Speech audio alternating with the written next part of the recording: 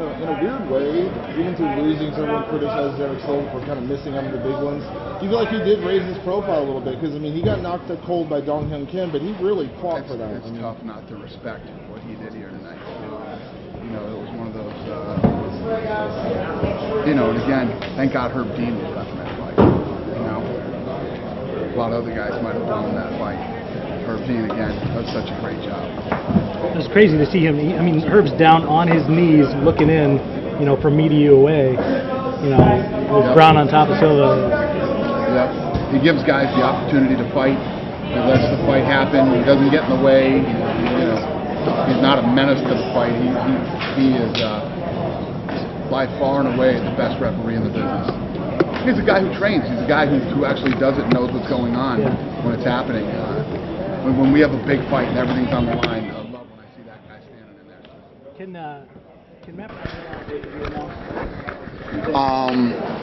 Is he at that level yet? I don't know. I mean, it depends on the fight. I think it depends, you know, to say, can Matt Brown headline a pay-per-view?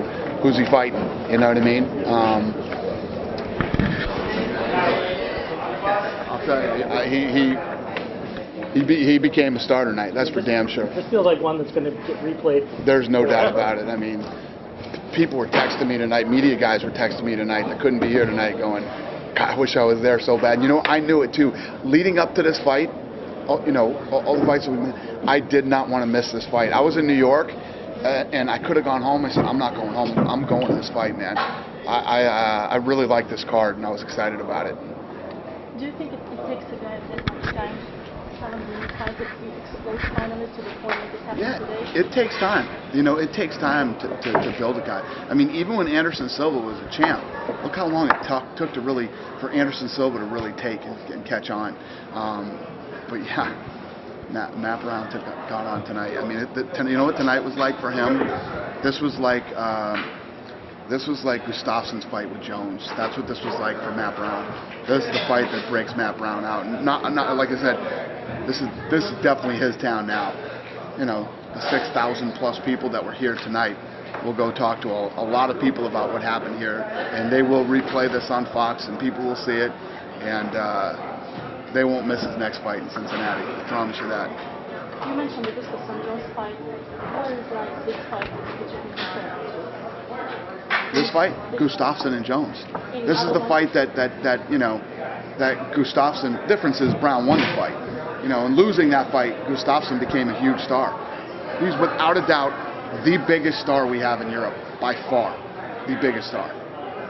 Do you think, you know, you were critical, and I think rightly so, when Rory fought Ellenberger, maybe a #1 contenders fight, really just a bad fight from both guys, versus a guy like Matt Brown, who 7 fights in a row, they're pretty consistent performances. He really goes out. I mean, does that put him in that? I mean, I know we're talking about the title shot, but I mean, does that put him a little further ahead because you know what you're getting? There's no doubt about it, and the difference is there are those guys that go out there and don't do anything and stand around for 3 rounds.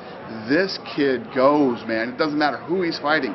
He goes after him, and the punishment he can take too, and keep coming is that kick would have stopped just about everybody. That shot to the body would have stopped everybody. Do you surprise that they were not blocked at all till the very end? They were not blocked on his face. There was, I know. Well, till the end, I think he got cut with an elbow or something, but yeah, it was sick. It was a sick fight. Can you handicap the 170-pound division? How you think it stacks up? Who's in line? Where they're at? Off the top of my head, no. But it's like I said before Matt Brown asserted himself. With the absence of Georges St. Pierre, that division has become the Wild Wild West with just nasty, unbelievable guys. Could you see Matt catapulting the winners of Rory and McDonald and Lawler and Ellenberger? I don't know. Anything's possible. Depends. I mean, as far as I know right here, right now, he's okay. There's nothing wrong with him. He's not injured. But when the adrenaline, you know, finally all pours out of him and he starts to chill out, we'll see if he's banged up, because we haven't had a very good track record lately. I mean, even what's his name's last fight?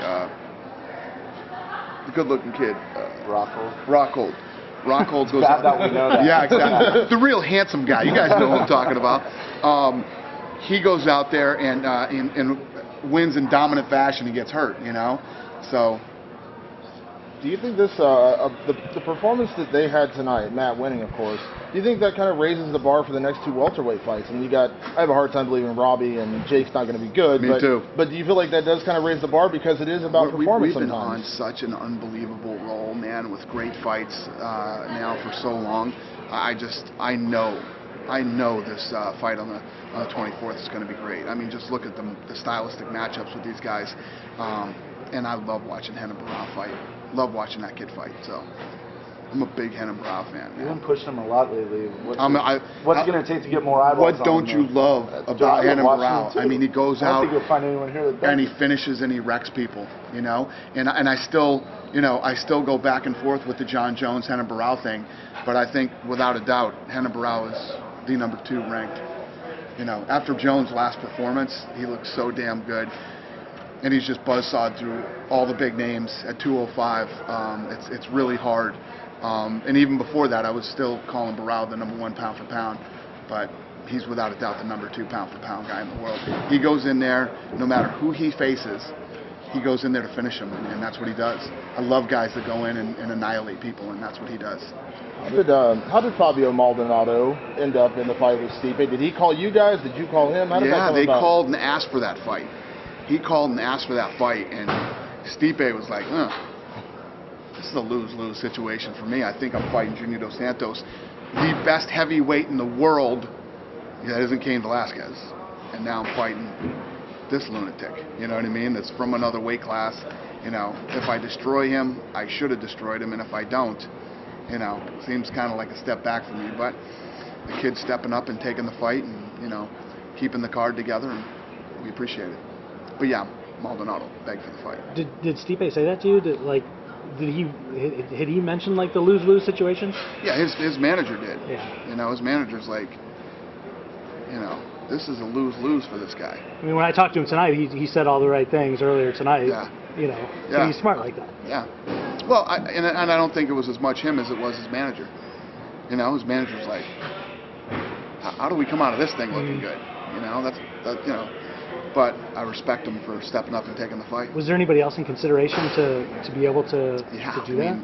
Obviously, you're going to try to put together, but who are you going to get, on such short notice? Yeah. Well, I mean, I'm sure you wanted a Brazilian too. Yeah. That's tough. JDS is. They love him in Brazil.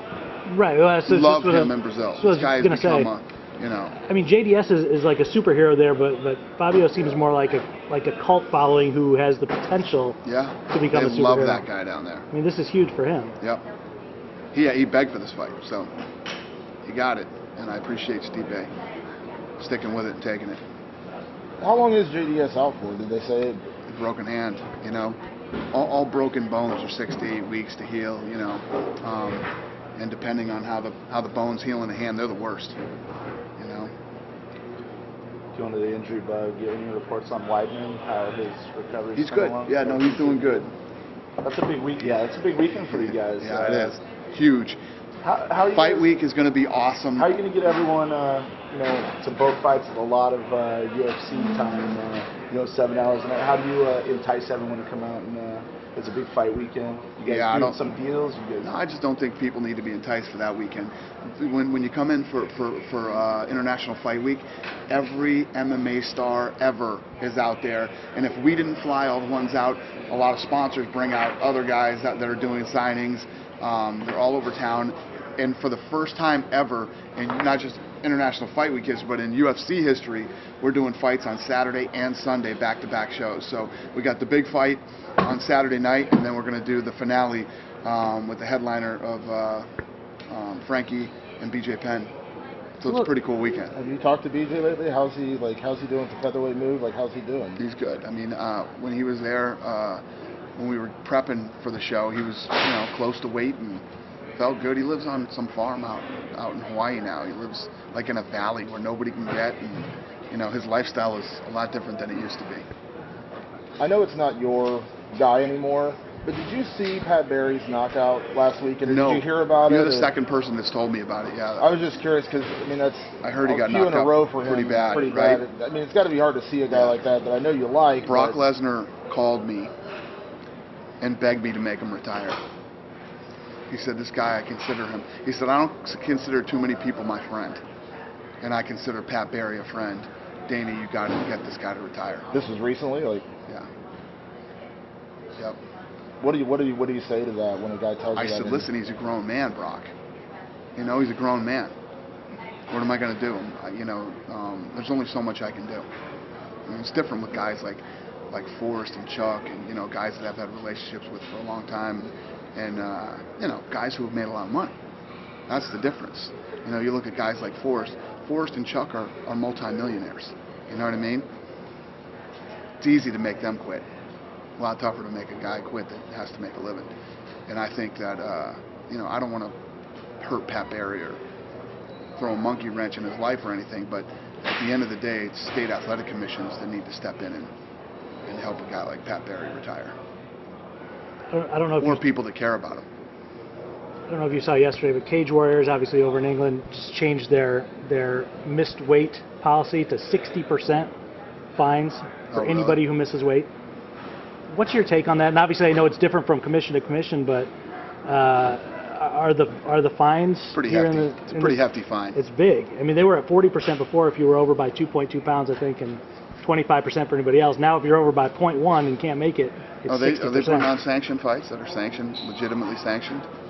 It's Cage Warriors. I mean, it's England. It's England, no so commission. yeah. That sounds pretty hefty to me. What's your opinion of it here in the States? I mean, should it be unified amongst all the commissions? How much is Cage Warriors paying? Paying guys $2,000 a fight, and they're going to take 60% of it? It's a lot of dough. Yeah, maybe they pay more than that. I don't know anything about them. Should it be uniform across all the commissions here in the States? What the fines are? Yeah, I think pretty soon here, you're going to see the ABC get more in tune. The Nevada Commission has been screwed up for a very long time, and it's on the right track now. I love the things that are happening with the Nevada State Athletic Commission now. I love the things that they're doing with judging and reffing. There's a lot of solid people in there now. All the bad stuff is gone now, and hopefully now with Nevada taking another really good position as the leader with the athletic commissions. We can get some uniformity now across the entire country. Jersey too is one of my favorite commissions. Real smart guy over there, looking at everything that's going on, and hopefully we can start getting things, back in order. Dana, you have to go globally to more and more countries, and I asked you a question about Russia. Mm-hmm. You were telling back in August that you were planning a visit to Russia. Have you guys ever went? Any updates about that? Yeah, we haven't. We're not as far along on Russia as I thought we would be. But obviously, it's a huge market for us, and I don't know. We'll see. We'll figure it out. Are you thinking maybe to do a tough between Russia? Do a tough? Russia? Yeah, I mean, obviously, if we get it rolling over there, we would definitely do an Ultimate Fighter there. But we're not anywhere near that point yet. We're not as far as I thought we would be. In the next few years, 2015, you can either talk about that year? I don't know. We'll see. I honestly have no answers on that right now. What is your just opinion about the Russian fighters that's recently in the last few years? Yeah, they're coming on, man. The Russian fighters are looking really good. They're coming on. Not only are they coming on, they're getting popular too. People are starting to get behind them. People are starting to know who they are, and yeah. Any updates on Khabib Nurmagomedov? What do you mean?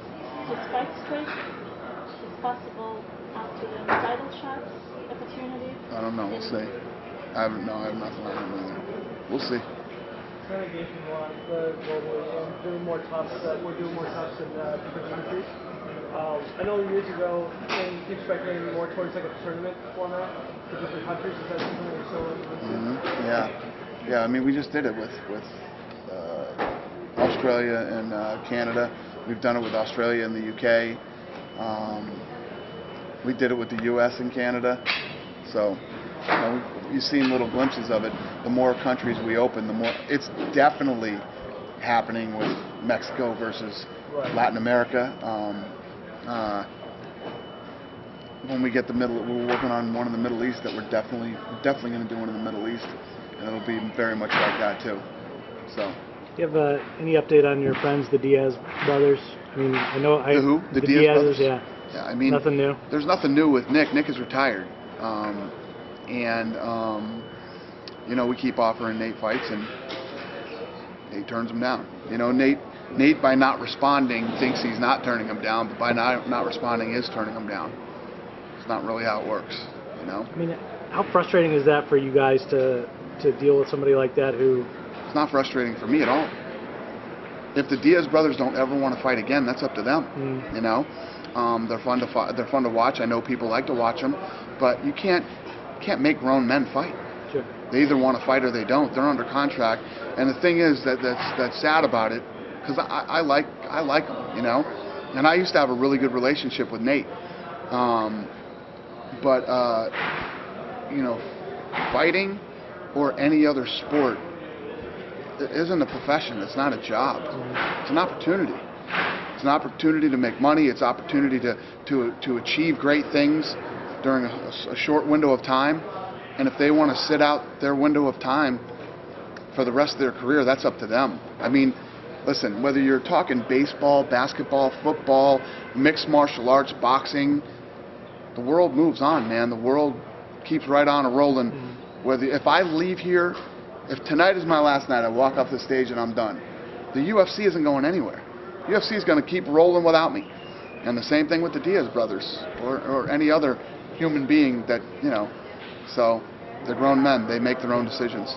You say you used to have a good relationship with him. I mean, has it officially soured, or is it just No, I don't because think he it's officially soured. I just, you know. It's because he's been unresponsive? Yeah, Nate Diaz just signed a new contract. I don't think people realize that. He just signed a new deal. And he won one fight out of his last 3 fights and wants more money and wants a title shot and wants this and wants that. That's really not the way it works. You know, we're just sitting here tonight talking about how Matt Brown has won 7 in a row. Matt Brown doesn't have the title shot yet. Nate Diaz is far from 7 in a row, you know? I mentioned that actually, you know, in the press conference. Not many guys have won 7 in a row and not gotten one. Right. I guess we. But I'll tell you this. Matt Brown made a shitload of money tonight, and he's probably going to win another Harley Davidson. First thing he asked me, first question he said, did I win a Harley Davidson? I said, well, the fans will vote on all the performance guys. Oh, well, they're definitely going to vote on me, right? Is that permanent for every event going forward? Every event. Guys get a Harley Davidson motorcycle. It's the first question Matt Brown asked me. So, you know. The next one, you said he was like the media. What else was he saying?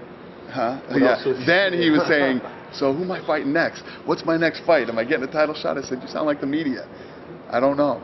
Let me figure it out. Let me go home. But you know, Matt Brown came in tonight. He delivered. He rose his stock. He became a huge star in Cincinnati. I mean, he had the Bengals going crazy. You know, all the other athletes that were here tonight, and he had an opportunity to come in and deliver, and he delivered. And tonight's a big night for him. That's what it's all about. You know, Matt Brown made the kind of money that you can, you know, buy a new house and pay it off. Maybe buy a new car. You end up with 2 Harley Davidsons now, possibly, and the list goes on, and that's the opportunity you get every time you go in and perform. And you know, the Diaz brothers aren't making any money. I know you said it with Brown. Wait till the adrenaline wears off, see how he's feeling. But have you talked to John Jones at all? It was hard to say. He was pretty, you know, non-committal about anything Gustafson related at that press conference. Have you talked to him? Kind of set a timeline of when you guys want that fight? It's been a couple weeks now. Usually let those guys have some time off. You know, let the bumps and bangs and bruises heal up a little bit before we start talking fighting again. So we'll probably be talking to Jones in the next week or so. Injury-wise, though, he was okay. I think so. Yeah, I think he's good. I see the smile. It's not. I can see the thought is crossing because I think everyone's really excited for that rematch so am I. happen sooner rather than later. Oh yeah. Do you sense John? If you don't think I want to make that fight this year, you guys are crazy. That fight will happen. Do you get a sense John is anxious to get that rematch?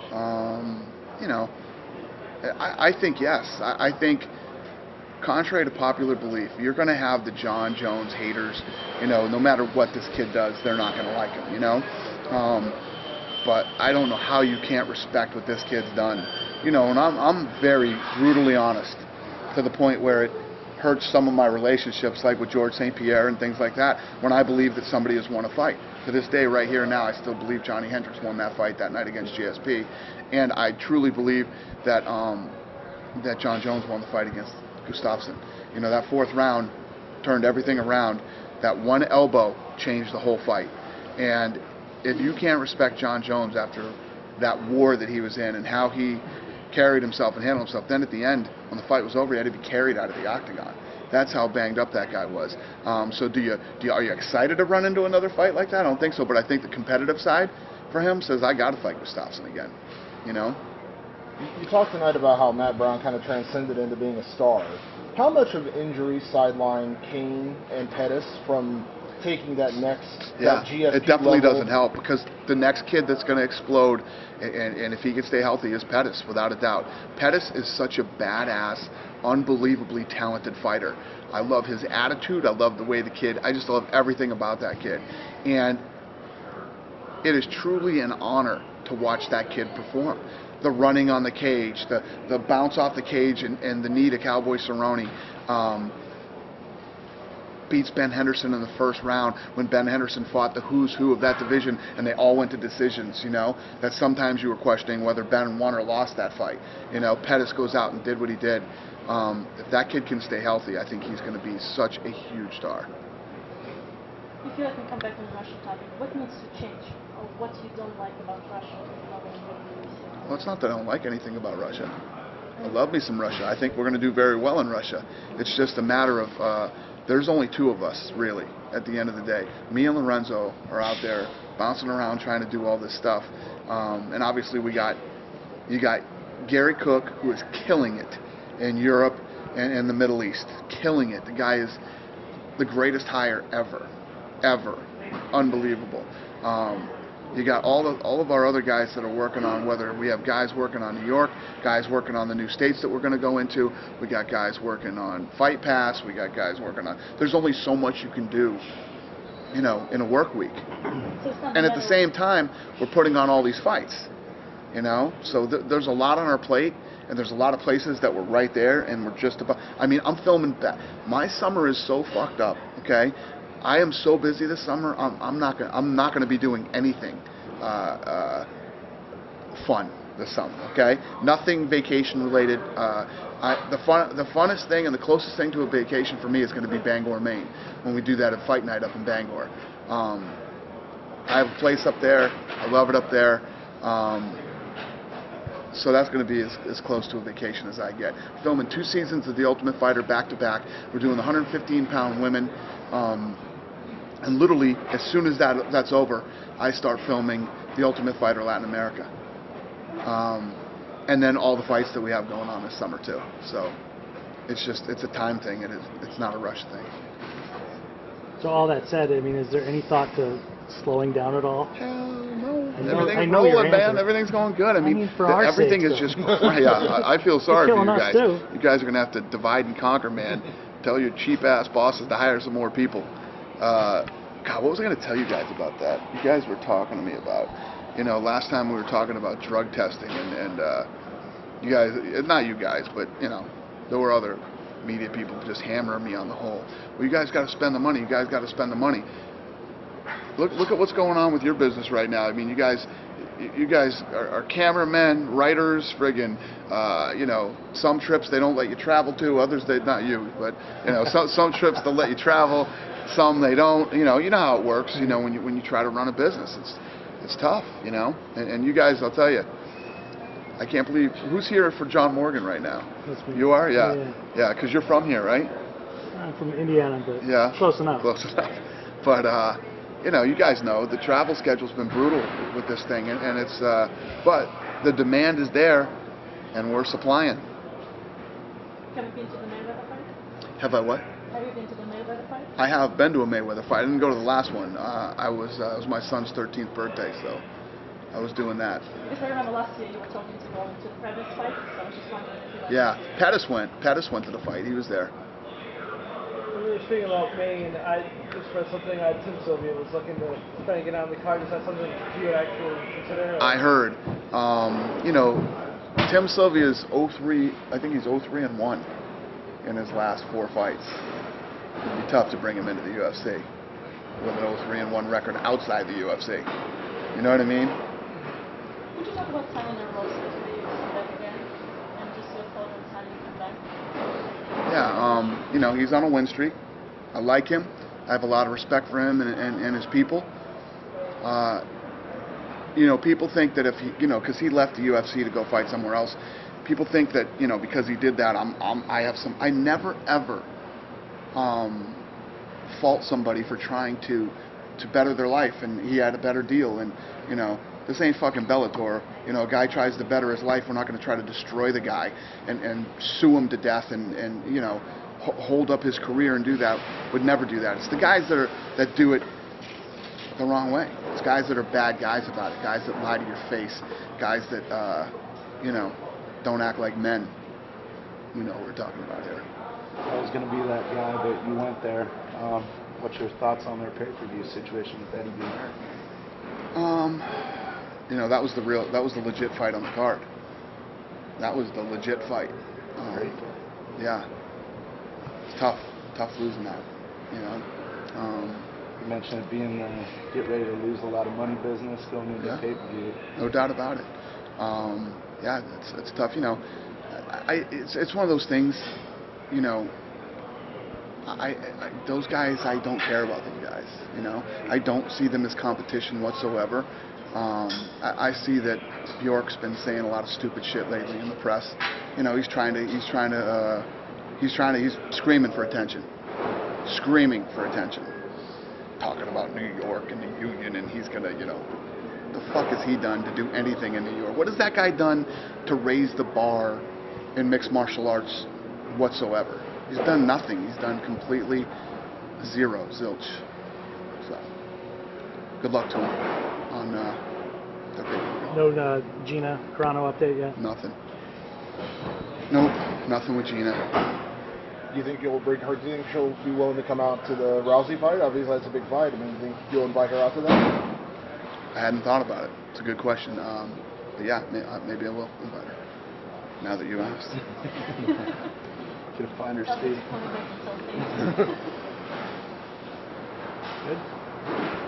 Flying back to Vegas, boys and girls. Good to see you. Thank you very much.